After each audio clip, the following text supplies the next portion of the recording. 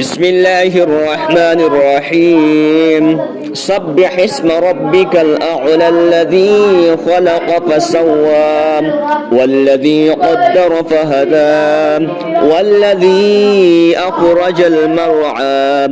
فجعله غثاء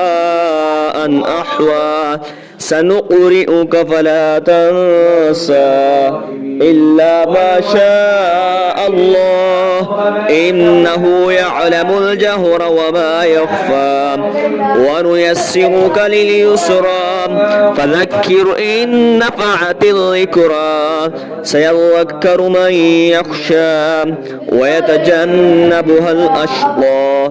الذي يصلى النار الكبرى ثم لا يموت فيها ولا يحيا قد أفلح من تزكى وذكر اسم ربه فصلى بل تؤثرون الحياة الدنيا والآخرة خير وأبقى إن هذا لفي الصحف الأولى صحف إبراهيم وموسى.